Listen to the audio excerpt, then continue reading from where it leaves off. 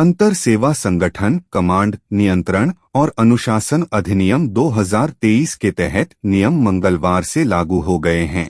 इसका मकसद सशस्त्र बलों, थल सेना, नौसेना, वायुसेना के बीच बेहतर समन्वय, प्रभावी नेतृत्व, अनुशासनात्मक व प्रशासनिक नियंत्रण सुनिश्चित करना है। नए नियम के तहत नियुक्त कमांडर इन चीफ या ऑफिसर इन कमांड को 3 सेनाओं के कर्मियों पर कार्रवाई करने, अनुशासनात्मक एवं प्रशासनिक नियंत्रण करने का अधिकार होगा। केंद्र सरकार ने बुधवार को नियमों को अधिसूचित किया। रक्षा मंत्रालय की अधिसूचना के अनुसार इस अहम कदम का उद्देश्य कुशल कार्यप्रणाली को बढ़ावा देना है, जिससे सशस्त्र बलों के बीच एकजुटता मजबूत होगी। इस कानून को 2023 के मानसून सत्र में संसद ने पारित किया था और 15 अगस्त 2023 को राष्ट्रपति ने मंजूरी दी थी। 8 मई 2024 को जारी राजपत्र अधिसूचना के अनुसार यह कानून 10 मई 2024 से लागू हो गया।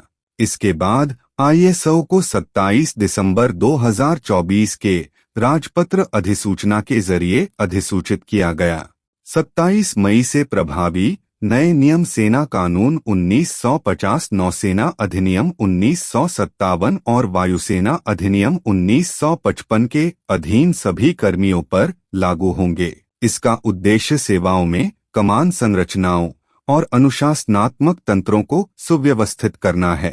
नए नियमों से कोई भी सेवा अधिकारी, जैसे थल सेना का अधिकारी, ISO में कार्यरत किसी भी अन्य सेवा के जवानों को आदेश दे सकेगा। अभी तक इस तरह के अधिकार केवल संबंधित सेवा तक ही सीमित थे।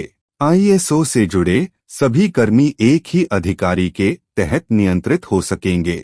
ISO के तहत एक कमांडर इन चीफ या ऑफिसर इन कमांड की नियुक्ति होगी।